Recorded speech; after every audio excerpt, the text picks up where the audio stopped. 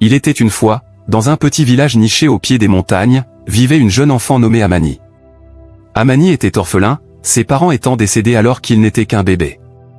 Il a grandi dans la pauvreté, portant des vêtements en lambeaux et cherchant de la nourriture. Un jour, alors qu'elle explorait la forêt voisine, Amani tomba sur une grotte cachée. L'entrée était couverte de vignes et de mousse, mais quelque chose l'attira à l'intérieur. En s'aventurant plus profondément, il a découvert un spectacle magnifique, une cache d'or africain. Les parois de la grotte étincelaient de métal précieux, projetant une lueur chaleureuse qui semblait prometteuse d'espoir. Le cœur d'Amani s'emballa. Il savait que cette découverte pourrait changer sa vie.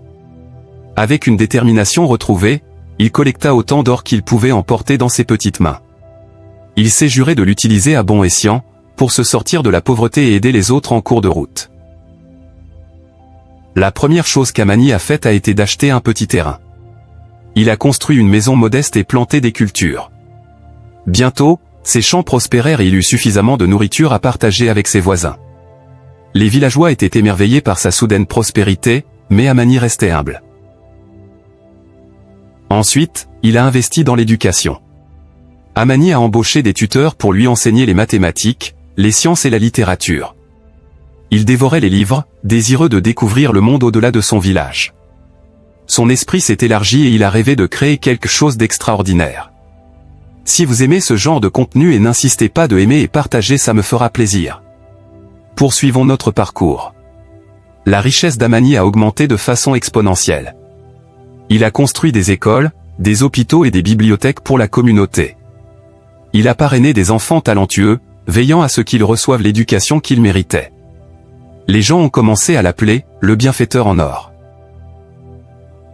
À la richesse Amani, dans ses vêtements en lambeaux, découvre l'or dans la grotte. Ses yeux s'écarquillent et l'espoir fleurit en lui. Planter des graines, Amani cultive sa terre, semer des graines et les nourrit. Les champs passent d'un sol stérile à une verdure luxuriante. Amani étudie tard dans la nuit, entouré de livres. Son esprit devient un trésor de connaissances. Amani construit des ponts. En reliant les villages à travers les montagnes, les gens marchent avec confiance, sachant qu'ils font partie de quelque chose de plus grand. La promenade dorée.